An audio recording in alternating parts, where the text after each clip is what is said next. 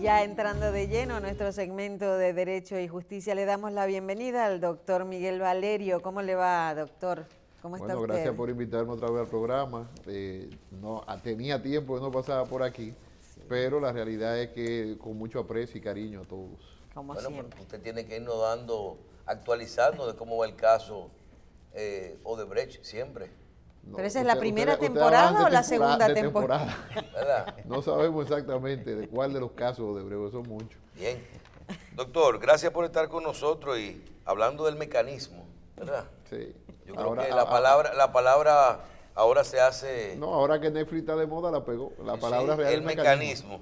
Yo quiero que nos haga una pequeña introducción de cómo hay dos temas que han ocurrido entre su participación anterior y esta, que nosotros desde afuera lo vemos como nuevo. Y queremos saber si eso puede incidir en el expediente actual de que se maneja en la justicia dominicana del caso de Odebrecht. Uno, este caso que hay en Brasil, en el cual un medio de comunicación está avanzando series de grabaciones donde se implica grabaciones del actual jefe ministro de Justicia, que es el juez Moro, aquel que abrió el caso Lavajato en ese momento una persona que se ganó toda la popularidad en ese país, que metió preso un presidente. Más de 200 personas creo que han sido implicadas en este caso en Brasil, y hoy están las grabaciones de esta persona negociando con los fiscales, lo que se llama aquí el Ministerio Público, y dando la información. y hablando cosas que pueden cambiar. Se habla de que más de la mitad de esa gente pueden cambiar su condena en este momento.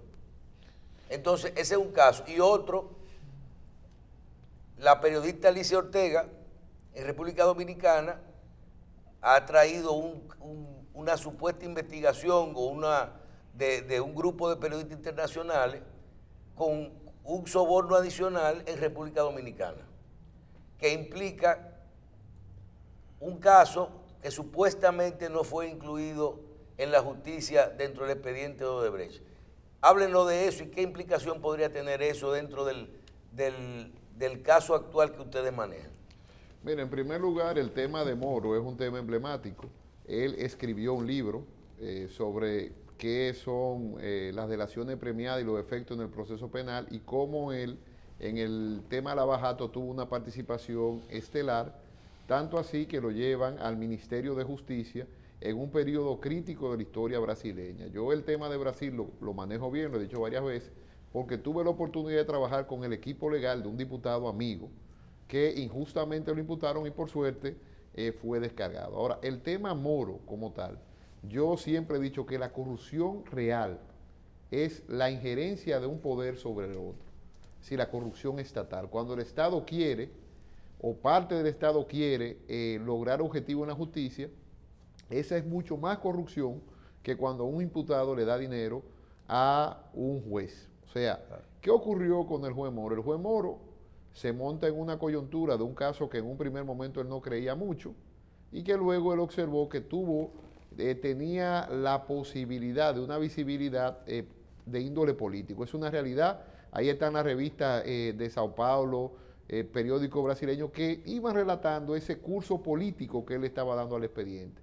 Y efectivamente, al salir esas cintas, hay un caso paralelo de un juez que aquí es muy estimado y que yo me sorprendo porque es un corrupto, que es el juez Garzón. O sea, el juez Garzón fue condenado por prevaricación en España por haber utilizado una intervención telefónica no autorizada en un expediente, y fue destituido y está inhabilitado de por vida, porque la corrupción real es la corrupción estatal. Esa sí es una corrupción que hay que tenerle miedo, porque cuando hay una corrupción de Estado, no hay garantía ni debido proceso que funcione, ni casos que funcionen. Y entonces ese es un punto a tomar en consideración. ¿Qué ocurre en el caso del señor Moro en Brasil? En primer lugar, en otros tiempos, pero estos tiempos líquidos, donde nada es nada, él debió renunciar del Ministerio de Justicia. O sea, hay una imputación seria con unas grabaciones suyas, pero el señor... ¿Qué contienen las grabaciones, Miguel? Bueno, contienen, como dice Michelle, una serie de indicaciones o de cómo iban a manejar un proceso el juez y el fiscal. Y el fiscal. O sea, siendo el fiscal una parte. siendo ¿no? una parte del proceso. Claro, el procedimiento brasileño, hay que decir, no es exactamente igual al dominicano, donde el juez de la instrucción tiene cierta fuerza en la investigación todavía, él la motoriza, pero según la ley brasileira, hay una separación de funciones clara del Ministerio Público y del juez. Ahora, ¿qué ocurrió con el señor Moro? Que el señor Bolsonaro ya dice que no lo va a retirar, o sea, tiene el apoyo presidencial, lo que quiere decir que aquí hubo un pacto antes de. Claro. Obviamente Bolsonaro está todavía en su luna de miel, con lo cual, que a mí me sorprendió y yo me burlaba mucho de la gente de la izquierda de aquí, porque yo que no tengo que ver nada con la izquierda, tal vez todo lo contrario, revisé, analicé y vi el juicio de Lula da Silva. Lo observé en la televisión y me acuerdo esa tarde que llegué a mi casa expresamente a ver el juicio cuando ya le ratifican la condena. Fidel, eso no duró ni 5 minutos. Se notaba la imprecancia. Por un apartamento que ni Lula fue una vez y no tenía título de propiedad. Esa es la realidad del caso de Lula da Silva. Yo no sé si robó otro dinero, puede ser que lo haya robado. Pero no esa fue la razón. Pero ese fue el caso. El Lo motivo, otro el motivo fue el apartamento que frente al mar. escape de ese caso no tiene sentido lógico. Ahora, ante esa realidad, ¿cuál sería el efecto, que es lo que Michelle dice del tema Moro? Obviamente de que si hubo manipulación en los expedientes y hubo corrupción, porque esa es la palabra que hay que decir. ¿Se caen las delaciones premiadas? Tienen que caerse, efectivamente. No, normalmente las elecciones premiadas se cae el caso se anularía. Es motivo de revisión de las condenas. Por violación, claro, por violación a derechos fundamentales. Pero puede originar en Brasil un inicio del caso. Como un inicio. O sea, borrón y cuenta nueva, comenzar de nuevo. No, porque una anulación del caso. En derecho hay un principio que se llama la preclusión. Una vez que tú juzgaste a una persona y lo condenaste, violentándole derechos fundamentales, en este caso... Es para afuera que va. Es fuera que la sanción procesal es la nulidad. Como nosotros hablamos también para un público no abogado. Para profanos. Exacto. No, para gente inteligente. Claro, pesa más, Miguel, con toda tu experiencia, pesa más la falta cometida por ese juez que la sentencia que condenó a las personas. Fidel, la justicia norteamericana, aquí que se habla tanto de los norteamericanos y se estudian tan pocos, es el emblema de la justicia perfecta del mundo. Y yo que he ido varias veces a corte americana, con casos de clientes o relacionados, he visto jueces decirle, y esta prueba ilícita que usted tiene aquí, vamos a suponer un allanamiento en una casa sin autorización judicial, lo que usted me está trayendo de caso aquí. Váyase para su casa, el caso es nulo, archiven las actuaciones y fiscal, prepárese para un juicio disciplinario. Ay. Es la única forma de que un Estado avance. Pero doctor, en este país no estamos preparados. No, pero jamás. Pero ahí es que está el problema. No estamos preparados y mientras tanto, vemos figuras tan arcaicas como una prisión preventiva por delito económico. Claro. Delito económico. Miguel, puede haber un efecto dominó por el caso de la anulación potencial anulación de procesos en Brasil hacia República Dominicana, que se lleven en cuenta una serie de pruebas de las que están en República Dominicana. ¿Cómo puede haber una vinculación de tipo jurídica? Mira, después de la sentencia triste de una persona que yo le tengo un aprecio en lo personal, el magistrado Ortega, triste porque a partir de esa sentencia en República Dominicana bastaría que en Santiago ocurra algo o no ocurriese y se levantara un acta notarial donde diga, yo vi al señor Michel Jacín en el momento que sustrajo una televisión de esa casa. Bueno, pero Michel Jacín estaba en la ciudad capital en ese momento. ¿Cómo usted dice que en ese... No, pero mientras tanto usted tiene que ir a un juicio porque aquí hay una declaración notarial. Es exactamente lo mismo que pasó con las delaciones premiadas. En las delaciones premiadas, el Ministerio Público, primero, el juez Ortega, contradiciendo una resolución propia de él. La dio como buena y válida. La dio como buena y válida. Pero espérate, él dio una resolución donde autorizaba al Ministerio Público para regularizar esa situación que vaya a hacer a Brasil lo que se llama producción de prueba masiva. Y eso es importante que la gente lo entienda. ¿Qué es la producción de prueba masiva? Es una de las excepciones que tiene el Código Procesal Penal de que tú no tengas que aportar el testigo. El Ministerio Público tenía la capacidad de ir a Brasil, tomar las declaraciones como manda la ley, documentarla en Brasil. ¿Documentarla por medio electrónico No, documentarla. o por escrito? Escrito, documentada y aportársela al juez. Pero directamente con los testigos. Allá, directamente con los testigos, pero eso no ocurrió. O sea, a partir de ahora en República Dominicana, con una resolución que deja mucho que desear y que efectivamente, como decía mi amigo Fidelón al inicio del programa, contradiciendo su propio libro. O sea, es mejor no escribir.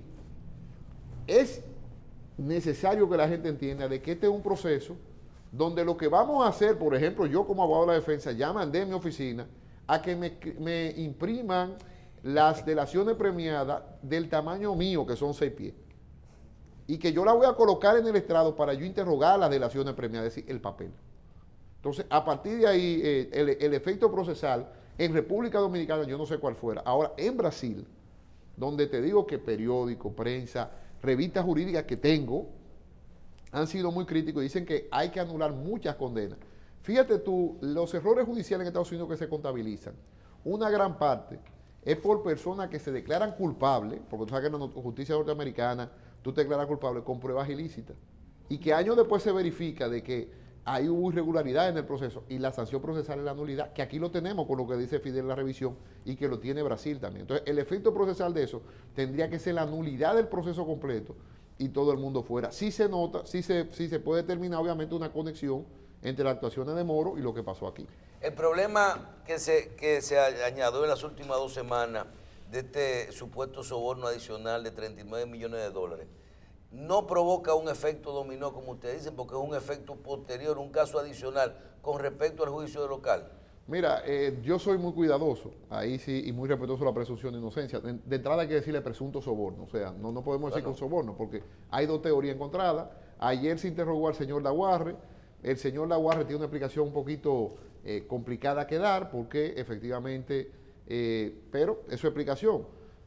Se pagó un dinero de la caja B de Odebrecht. Eso es así, eso no lo dice uno, lo dice y en el caso de él está como muy claro el vínculo, el pago y la transferencia. Lo tomó directo. Sí. Y entonces, de hecho, aquí hay ya un precedente en el caso Pitaluga, exactamente igual, de un asesor. Entonces, no estamos hablando de nada raro. Ahora, sobre ese tema particular, yo no soy muy dado, Michelle, a opinar con prensa. O sea, que diga un periodista, yo sí le digo a usted algo, que si yo tuviera una procuraduría, bastarían 2 o 3 semanas para yo decirle una cosa o la otra.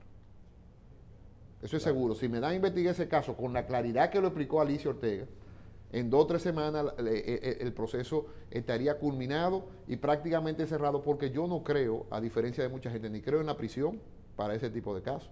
Yo no creo en eso porque vengo de una escuela española donde cuando hay una sanción por corrupción son 2 o 3 años de inhabilitaciones largas y devuelve el dinero. Y tal vez aquí habría que abrir la línea de los pactos. O sea, se soluciona rápido porque ese caso parece, ¿no verdad? Porque lo que estamos viendo por ahora fue un informe de la periodista Alicia Ortega, que por cierto... Pero hay que oír su versión también. Exacto, hay que contradecirlo. Entonces, como uno no tiene una noción todavía clara del caso, obviamente hay que iniciar una investigación. Vi una querella muy triste del señor Gómez Mazara, no sé por qué él pone una querella, no me lo explico, lo veo como una estupidez, porque eso empieza a correr plazo. Ahora mismo hay una decisión de que la corrupción no prescribe, pero eso no quiere ver nada con duración larga de duración del proceso. Entonces, aquí hay una serie de personajes, cada vez que hay un problema ponen una querella y uno no lo entiende. Porque deja que el Ministerio Público... Bueno, y que además se corre el riesgo de que se analice, se judicialice, sea declarada inadmisible, sea archivada y que luego una investigación seria no pueda ser llevada pero por el no bis in idem. idem. O no actúe, lo que yo veo con problemas el señor Laguarre es que nadie le va a archivar. Ahí nadie es responsable para archivar esa querella, si él tiene la razón. Porque si la archiva va a tener que explicar. De hecho, el procurador tiene un problema en ese caso, porque él dice en la página 11 de la acusación del primer caso que ahí eso está archivado.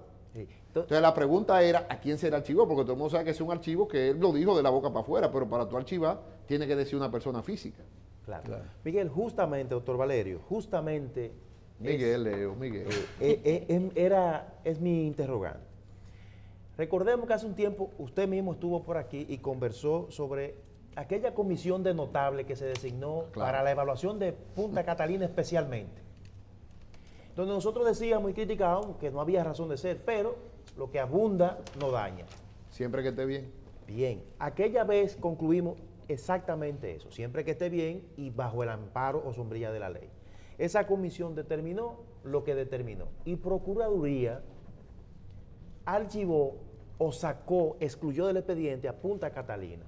No, excluyó no. En la página 11 de la acusación, discutido ante un juez de la República. Dice que hubo expresamente en el Congreso, dice pero que no. hay, no, dice lo siguiente, página 11 ya de la acusación, porque en la medida de coerción él dijo que hubo soborno. En la acusación, en la página 11, lo pueden buscar de manera expresa, dice que no hubo soborno. Bien. Y que eso lo archivaba. El problema es que el archivo no tiene ningún efecto porque el archivo es sobre una persona física. O sea, fue un discurso político. No, detente ahí, que es un tema técnico importante. O sea, ¿qué efecto tiene para ese hecho específico? Por ahí que tú vas a leer. Sí, claro. ¿Qué efecto tiene el archivo para ese hecho, independientemente de las personas, para ese hecho? No, el archivo en sí sería a Víctor Díaz, a Pitaluga, a gente que no estaba del 12 en adelante, a Andrés Bautista, porque esos son los que están en ese expediente. O sea, si tú estás hablando de un archivo en el marco de un expediente, es a eso. Entonces, hay otros que tú perfectamente puedes abrir la investigación, que son los que están del 12 en adelante. Pero se puede archivar un hecho sin No, mencionar las personas. Jamás. Pero jamás. lo interesante es también llegar... Técnicamente no es probable, pero vuelvo y te repito, Fidel, que a mí me quedan todavía en esta carrera, gracias a Dios, como 30 años. Me quedará muchas cosas por ver, porque yo amo esta carrera. Ahora, sin embargo, después de la sentencia del magistrado Ortega y de 2 o 3 cosas más que yo he visto en tribunales reales, no en eso que tuvimos, no, en tribunales reales peleando casos. Aquí no hay seguridad jurídica, o sea, es lo que hay. Pero lo que dice Leo, para retomarlo a la comisión, yo fui un crítico de la comisión. Responsablemente dije, eso es una irresponsabilidad del presidente de la República. Una irresponsabilidad, porque ninguna comisión puede investigar un delito de orden público. No puede, o sea, la ley le impide. ¿Tú sabes cuáles son los problemas que tiene esa comisión? Por ejemplo, el mismo señor Daguarre tiene problemas. Digo, tiene una salvación. Porque si tuvo una comisión del Senado o donde el Ministerio Público, un juez declara, y lo que tú dices es mentira, es perjurio, y él debió ir a la comisión, que fue, y decir, mire, a mí me pagaron dinero por consultoría. De entrada yo no podría declarar nada de Punta Catalina porque tengo un conflicto de intereses. Y él violó la Pero ética. él no era de la comisión, Andy. Pero fue a declarar. ¿Cuál es el efecto jurídico de la comisión? No tiene ninguno. O sea, si tú haces una comisión... Bueno, pero quizá nada más declaró de lo que le preguntaron, si Sí, no le pero preguntaron más fíjate nada. lo que te estoy diciendo, es más grave lo que estoy diciendo. En Estados Unidos, la declaración del perjurio es más grave que el delito que se está investigando. Y la sanción es muy gravosa. ¿Por qué? Porque hay un deber de colaboración con la administración Sí, de la obstrucción justicia. de la justicia. Salvo que tú te acojas a la 5ª enmienda, De no hablar.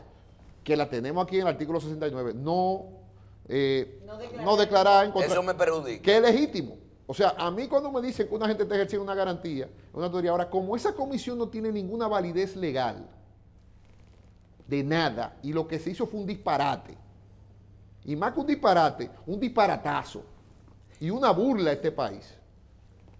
Una burla. O sea, esa comisión, el señor Servio Tulio Castaño, por eso yo soy un antifinjus declarado y radical. Antifinjus, antiparticipación ciudadana. Todo lo que a mí me huele a sociedad civil ya Pero me ahí huele estaba mal. Pepín, estaba Celso. Bueno, pero Pepín y Celso, y comparte, hubo una Don caricatura, Percio Maldonado. una caricatura que como de un preservativo ayer, por no utilizar la palabra vulgar.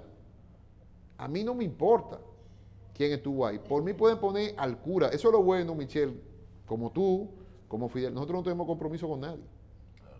El señor Pepín Corripio fue presidente de eso. Lo felicito, lo aplaudo, es un sinvergüenza. El señor Monseñor Agripino Pero no Acuña. diga eso, hombre. Sí, no debieron aceptar eso. Porque eso es ilegal. Aquí tenemos que acostumbrarnos a decir al pan, pan, al vino, vino. Las comisiones designadas por el doctor Joaquín Balaguer, que cuando no quería que se resolviera un problema, decía, vamos a hacer una comisión, y cuando definitivamente no quería que se resolviera de ninguna manera, empiecen a hacer los estatutos para que duren como 3 o 4 años haciendo estatutos. Es que aquí hay un ministerio público, o sea, ¿qué comisión? Eso fue la búsqueda de legitimar, no de legalizar, hacer legítimo la posición del presidente de la República frente a los Pero señalamientos que que se legítimo, hacían. ahora hay un soborno, Bueno, o un presunto soborno. claro. Entonces, ¿y quién lo da? El asesor de Punta Catalina o los asesores. Entonces, Yo estoy cansado ya como de vamos con paño tibio, que Pepín, que Agripino, que Juan Pérez, que Celso Marrancini. Señor, si usted estuvo en esa comisión, o hizo muy mal su trabajo, o no debió aceptarlo. Mire, yo le digo algo, vamos a hacer una comisión, lee usted y yo, y que nos den 2 semanas. Que nos den 2 semanas. Yo sí le puedo explicar a la gente en este país lo que es corrupción.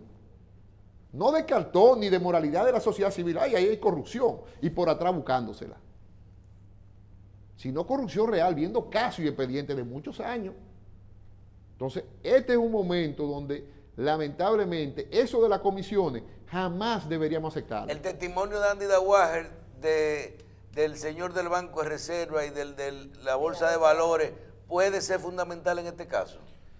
Bueno, si yo fuera el Ministerio Público, para mí eso fueran joyas muy ¿Por qué valiosas ellos de la aparecen corona. tan rápido? ¿Por qué esas 3 personas, Andy Dawager, el señor Ibarra y el señor aparecen, fue que su nombre aparece como presidiendo una empresa o que recibieron el dinero directamente? Porque ellos... Mira, déjame decirte algo, ese informe no se ha visto bien, yo vi el informe tranquilamente ayer, ahí no se habla solamente de Punta Catalina. No. Ahí se habla de más dinero de 5 millones o 6 millones de dólares que tienen estos señores. Ay. O sea, estamos hablando de que el monto total que habló Alicia Ortega son 55 millones de dólares, no referido a Punta 39 no son. Bueno, 39, pero son más de 6. Yo sumé 55, tal vez me equivoqué, pero van 39, son más de 6, entonces esos otros 33, ¿a quién se lo dieron? ¿Dónde están? Entonces, aquí hay un problema porque estaban los nombres en clave. Y esas claves hay que determinar quiénes son. ¿Cómo tú te hubieras llamado? Usted se hubiera llamado El abogado. el abogado.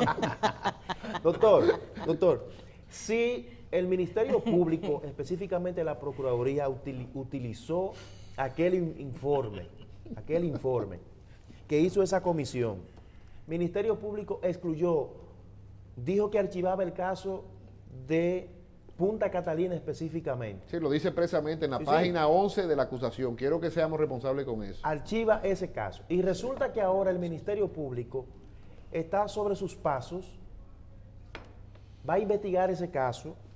¿No será que el Ministerio Público manipuló la información que tenía en sus manos? Hizo una investigación sesgada para una obstrucción de la justicia. Mira, el tema de obstrucción de la justicia es uno de los grandes problemas que tenemos. Aquí no está tipificado eso. Número 2, habría que ver si efectivamente tenía o no tenía la información. Pero yo quiero ser benigno con el Ministerio Público. Nuestro discurso fue que era una investigación sesgada. Fue el de nosotros particularmente, principalmente porque al señor Díaz Rúa le han puesto unos adendum que son del 12 en adelante. Yo creo que del 12 en adelante, claro, Víctor Díaz Rúa no era funcionario público. Había otro funcionario. Ese funcionario debería ya responder por esos adendum que el Ministerio Público lo ve raro en su acusación. Pero bien, esa es una cosa del país. Pero olvidémonos de eso. Es que ahora mismo el presidente de la República, en el año 2011, que va ahora para una tercera reelección, decía de manera expresa que el músico de la Sinfónica que no tocara el ritmo de él iba preso. El presidente Fernández también, mi querido amigo, que habló mucho sobre eso, dijo que por la simple denuncia el Ministerio Público tenía que actuar. Entonces, esto es un tema del PLD también. Entonces, ante una denuncia tan gravosa como la que hace la periodista Alicia Ortega, lo que lleva una investigación. Y yo estoy ofreciéndome que en 3 semanas puedo decir si hay o no hay delito. Porque puede ser que no haya delito. Claro. Miguel, 3 semanas, con esa información que ella dio, son 3 semanas, no se necesita más nada. Miguel, yo quiero aprovechar esa inteligencia tan aguda que tú posees. No me digas eso, esa experiencia tan aguda. No, la inteligencia, para lo siguiente. Analízame, Miguel, los timings de esta situación. O sea, cómo los tiempos políticos y los tiempos procesales penales se parecen tanto. O sea, cómo han coincidido. Por ejemplo, en Brasil esperaron el apresamiento de Lula, no pudo ser candidato, gana Bolsonaro para someter a Temer. ¿Verdad? Oye, pero esos datos no los tenían antes. No, esperaron su salida. Sí. En República Dominicana estamos a la víspera de la apertura de campaña. la discusión de si hay modificación constitucional o no. Y coincidencialmente, precisamente en este momento, salen nuevos hechos vinculados a Catalina, ¿verdad? Y a personas cercanas al Ejecutivo. Analízame eso del tiempo político y el tiempo procesal penal. ¿Se está manejando políticamente hechos de tipo penales? Sí, mira, hay una teoría, yo no la comparto mucho, pero bueno, es una teoría posible, que es la politización de la justicia, donde efectivamente y la judicialización de la política es de doble vía. Sí. En este caso sería la judicialización de la política, donde efectivamente aparecería como una mancomunidad entre jueces y fiscales que deciden quién es el próximo presidente, pero con mala suerte. Tú hablas del caso Temer, pero yo te puedo dar el caso de Perú. En el caso de Perú hay 5 expresidentes, 3 expresidentes sometidos, una candidata puntera sometida. Sí, pero allá cogieron los cuartos directos. Y uno suicidado. Uno que se suicidó. Entonces, Sí, sí. claro, el tema que tú dices, efectivamente, parecería que hay una revancha. El tema Perú, que estuve en Perú hace 2 semanas discutiendo ese tema, entre fiscales de carrera y políticos, con una sociedad que pide justicia y que todo el mundo aplaude, pero no sabe lo que es la justicia, efectivamente, fruto de la frustración colectiva con el tema corrupción, pero que nunca vamos a avanzar porque al final de cuentas lo que estamos haciendo es tirando paño con pasta, violentando garantías, y así la corrupción nunca va a tener un fin legítimo. Entonces, efectivamente, como tú dices, coinciden en tiempos y se ha utilizado el derecho penal como una herramienta Miguel, política. ¿quién es el titiritero que aviva la llama? No, todo el mundo sabe de que hay una conexión norteamericana fuerte en esto. O sea, eso no es un secreto. Donde se da Pero la ellos relación, negociaron. ahí fue la inteligencia y tomaron su dinero. Y el resto que juzgue. Entonces están utilizando la información que poseen ¿para qué? Realmente porque tienen afán de justicia. Yo no ¿o veo por qué? más tema político. Yo veo ahí un tema económico de empresas multinacionales norteamericanas que no fueron agraciadas en concurso. Lula, en un momento determinado, para poner una política sencilla, un gesto, a mí me toman huella y me molesta mucho cuando entro a Estados Unidos. Aquí todo el mundo entra libre, menos norteamericano. Entonces, había un tema de un choque imperial entre el gran imperio y lo que quería Lula que fuera el futuro imperio, unido con un cónclave de gente de izquierda en América Latina. Trazan una política de acumulación necesaria para tú poder mantener un régimen así, y obviamente eso no lo da el Estado, lo da la empresa privada.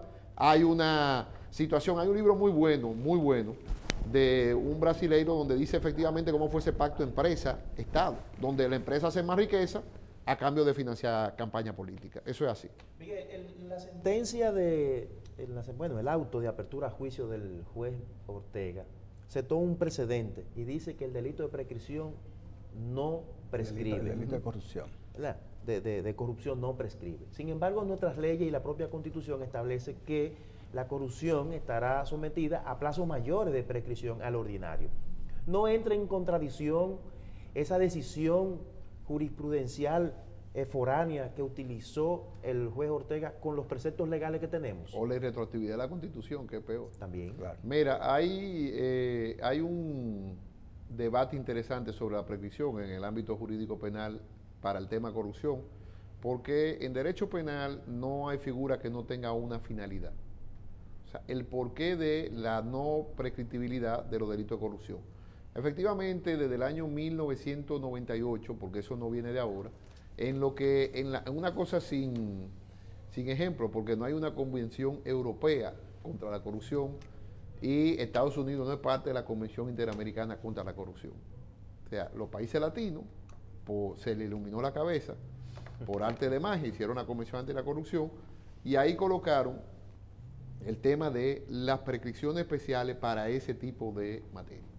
La finalidad era muy sencilla. De hecho, en el Código Procesal Penal en el año 2002, lo que pasa es que la historia no se estudia con lo último, sino con lo primero. En el año 2002, el Código Procesal Penal fijó de que el funcionario, el plazo de la prescripción empezaba a correr a partir de que saliera del cargo. En el caso especial del funcionario público, no había prescripción cuando robara, sino robó en el 2014, terminó en el 2020, a partir del 2020 corrían los plazos de la prescripción. En el año 2002 también el Código Procesal Penal asumió de que en crímenes de derechos humanos, y ahí es que viene la discusión del juez Ortega, De lesa humanidad. de lesa humanidad, no hay prescripción. Pero eso es para genocidio y otro tipo de cosas. Claro. ¿Qué pasa? Que vino una tendencia, que ahí es que se cae la tesis del juez Ortega, por cierto, que decía de que como la corrupción violenta a derechos humanos también entraba ahí. Eso es falso. Porque el Código Procesal Penal en el año 2015 que asume la imprescriptibilidad de la corrupción.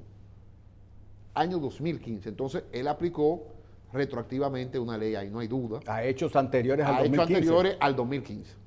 Entonces, esos son de los problemas que tenemos. ¿Y eso no pudiera constituir una violación constitucional que dé al traste entonces a elevar un recurso de impugnación contra Se esa va a sentencia? hacer todo lo que tú quieras, pero mientras tanto él ha fijado un criterio, es un criterio que para mí aplicaba el 2015, vamos a ver si se mantiene en otra sala, pero eso lo único que quiere decir que aquellas personas que entraron en el 12 que sepan, porque ya lo del 12, la corrupción Claro. se acabó en el 12 en este país, del 12 en adelante no hubo, los que entraron en el 12 que sepan de que puede ser que en el 2050 lo estén No persiguiendo. estén llamando. Claro.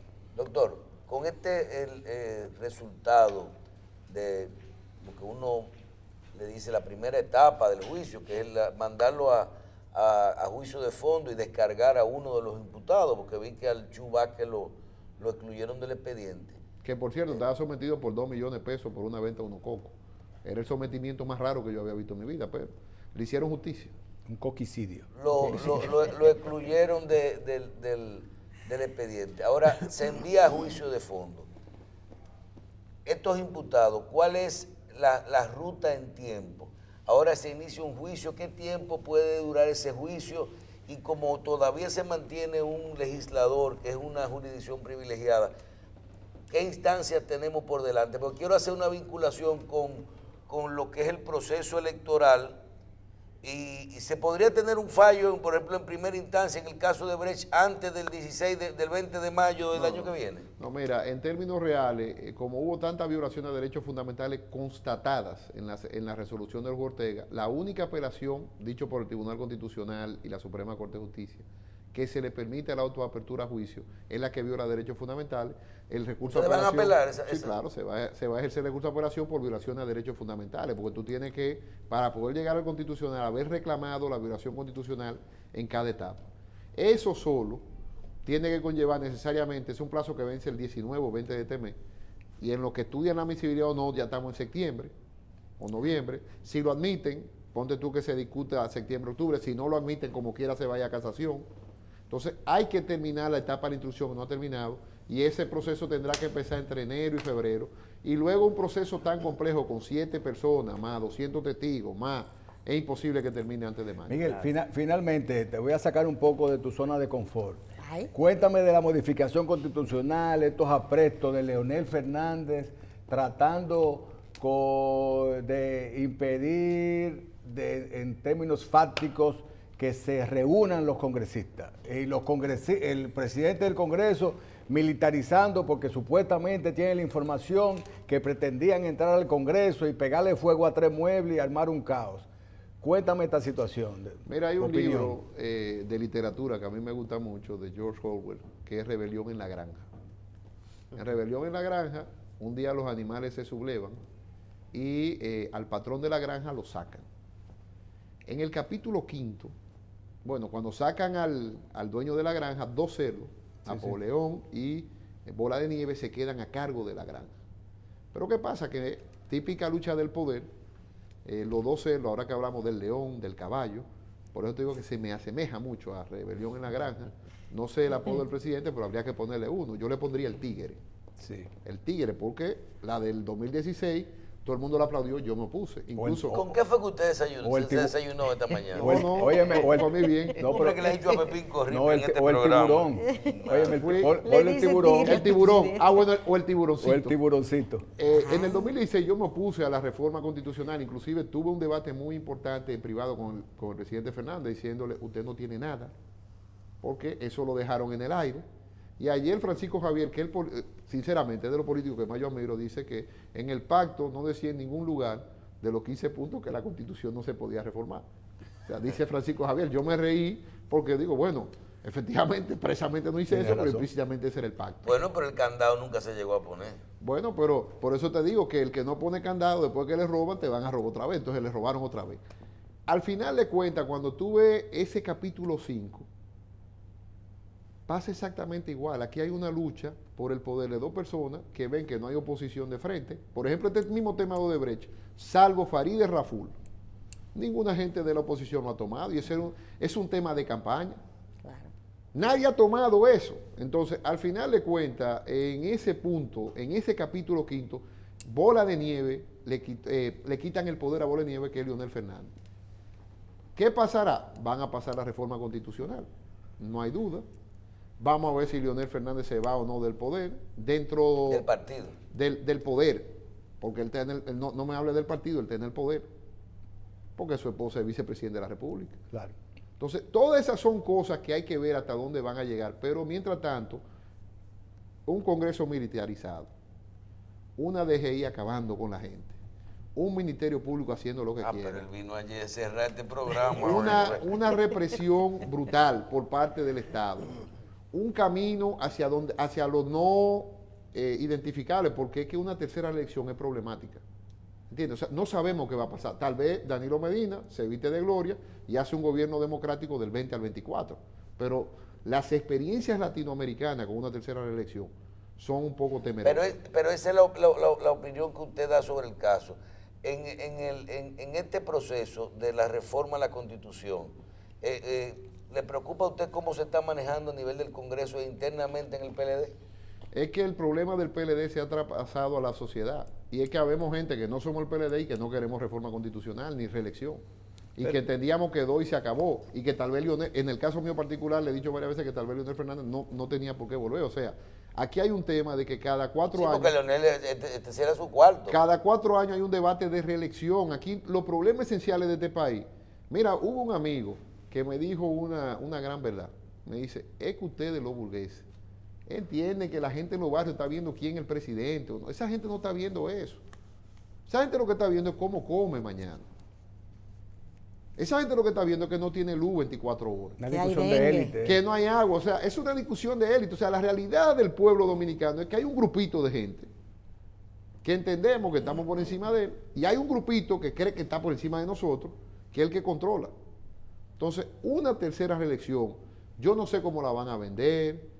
No sé qué más puede ofrecer Danilo Medina después de 8 años de un gobierno bien, no ha sido un gobierno malo, o sea, porque decir eso también es como cegar, es un gobierno aceptable, para lo que han hecho aquí, aceptable. Pero los problemas que teníamos en el 2012 siguen exactamente igual. ¿Cuál es el problema? Que modificar la Constitución aquí es un tema de una semana. Una semana. Pero no es ni un delito ni violar la Constitución, modificarla. Bueno, Entonces, es ¿por que qué el la tema del arranca? delito, yo no quiero hablar de eso, porque si sobornaron a un congresista, usted tiene que probar que lo sobornaron. Claro. Yo he dicho muy claro, y lo he dicho varias veces, porque los políticos se convencen. Yo no sé si es con dinero, pero si a un político le dicen, yo te voy a hacer la calle de tu comunidad. Yo no, o sea, no veo. El problema aquí es que siempre hemos hablado de la reelección, no de los candados. O sea, es una figura que necesariamente hay que ponerle a esa constitución, no en este momento, porque si la reforma va a ser abierto, de por vida tú te puedes reelegir, porque ¿qué van a hacer? Van a decir, no, solamente un Para periodo y te después va. volver a... O sea, no. esto va a ser un desastre institucional. En el próximo programa tenemos que discutir si los candados son constitucionales, si son luego podrían ser objeto de modificación. No, yo te voy a decir un caso, un ejemplo. El caso de Colombia, Santos, ya cansado de Uribe, dice, yo voy a acabar el problema de la reelección en Colombia. Y él lo que hizo fue muy sencillo. La votación para el tema de la reelección, prácticamente tú tienes que convencer el Congreso completo. Completo, casi un 90% de los legisladores. Aquí es 3/4 partes. Y aquí es 3/4. No, aquí es más fácil pasar la reforma, que eso es lo que la gente no está viendo. El problema es la ley de convocatoria, donde hay una mayoría cualificada. Porque luego es la mayoría de los que comparezcan al Congreso y ahí es que la gente se enferma. Claro, porque aquí hay gente que le da Sí, diarrea y sí. ese día Se no va de Gripe. viaje, me internaron, Ajá. cónchole, me enojé con el vecino, yo me voy a salir de la sesión. Y si quedaron 10 y 6 votaron, hay modificación Ya. constitucional. Bueno, porque lo que no está prohibido. Está permitido, pero que eso es la política. Mire, nos queda un minuto, Sí. un minutico. Ángel Rondón, Sí. y ahora, por ejemplo, el caso de Andy Dawager y de Guzmán Ibarra, pueden tener información privilegiada que los beneficie a ellos en este momento, y ahora con el juicio de fondo y en el caso de los otros dos nuevos en la investigación. Para No, el negociar. tema de Rondón, Daguarre y esa gente, que lamentablemente el caso de Ángel suena otra vez en este segundo Pero capítulo. a Dawager podrían imputarlo ahora. Sí, claro. Pero es que las persecuciones son personales, no son colectivas. No es, hubo un soborno y todo el que no, el que cogió soborno en Punta Catalina cogió soborno. O sea, individualmente Es sí lo personal. pueden imputar. De O hecho, cobró un servicio. es que esa es la discusión. Por lo menos yo no quiero ser absolutista de que eso fue un soborno, sino lo he dicho bien claro de que hay una presunción de inocencia, hay una teoría y otra Si teoría. usted hubiera sido abogado de Odebrecht y usted le hubiera pagado a Odebrecht de una cuenta que ellos ese día dijeron, no, en la cuenta que hay es en la cuenta de operaciones estructurales, Al abogado. estructurada. Págale al abogado. No, porque en este caso lo raro es que están con su nombre. Porque ellos, fulano y fulano, toma tu dinero. Eso es ilegal. No, obviamente que no. Lo dije en Es el por caso un Pitaluga. servicio. Lo dije en el caso Pitaluga. No hay soborno sin contrapartida. Lo dije en el estrado Porque también. tú no puedes controlar de qué cuenta Odebrecht elige No, pagar. es que no se, hay parece, soborno. se parece Andy Dawager y Guzmán Ibarra al caso de Pitaluga. No, No. no. Hay una diferencia.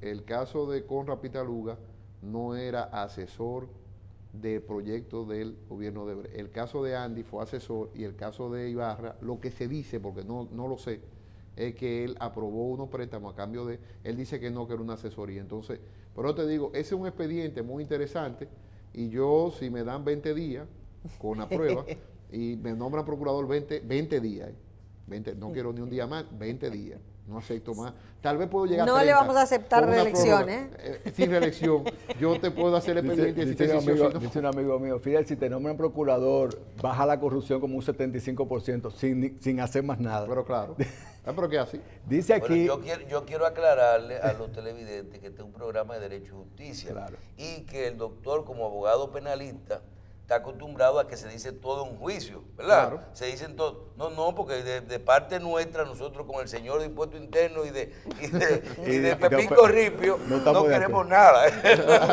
No, yo tampoco, pero hay que decir las cosas como son. Sí, pero usted también tiene que... Miguel, dice aquí Porque usted está defendiendo a su cliente pensando que esto es un juicio que se dice todo, ¿eh? Espérese, Mira, que eso no es. No, pero ¿verdad? es que no hemos repetido nada más que la comisión de aquella vez que vine, que no creía en la hombre, pero comisión. tómese la pastilla. no, está bien. Tómese la pastilla. No coja miedo, hombre. Mira, Miguel, Michelle, los queridos televidentes, quiero compartir un comentario de un televidente que nos envía por la red que dice, tengo que irme a trabajar y no me he ido porque la entrevista está muy interesante.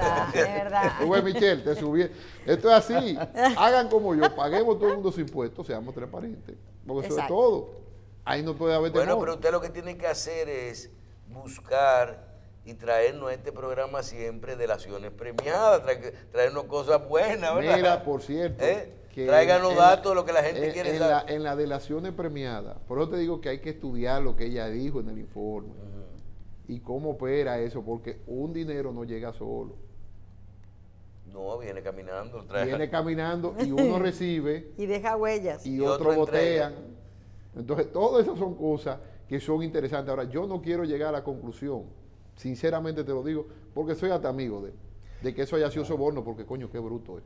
No, además, cuando tú vienes a ver, son 3 millones, pero no solamente para él. Ay, Cristo. Pero eso es lo que santo. estoy diciendo. Sí, es yo que entiendo. nadie coge 3 para él. Yo te entendí, lo que hice fue traducirlo. ¿Cómo es Ok, que dicen es mucho. algunos, cómo es que dicen algunos mucho. que cuando llueve nos mojamos todos? Mira, Michelle, esos sobornos, uno coge el paquete y reparte. Cuando llueve nos mojamos todos, Eso dicen. así. Ahora en esta O Usted, todos está jugamos. usted lo que está diciendo ahí es que dejen eso quieto, que después hay más gente. Yo lo que digo es que si yo fuera el Ministerio Público, que no lo soy y creo que no lo seré, hay formas. El Ministerio Público no va a hacer nada con eso porque él archivó ese proceso. Hay formas. Vamos a ver, vamos a ver. Vamos a ver. Muchísimas gracias, Miguel. A Un honor ustedes para la gracia nosotros. Yo no le voy a agradecer nada hoy. doctor, gracias. A ustedes la gracias. Realmente excelente, como siempre, el doctor Miguel Valerio que nos acompañó el día de hoy. A ustedes los despido hasta el próximo miércoles. En el día que más se ve síntesis. Ya usted sabe. Y eso que la Argentina soy yo, ¿eh? Ay, ay.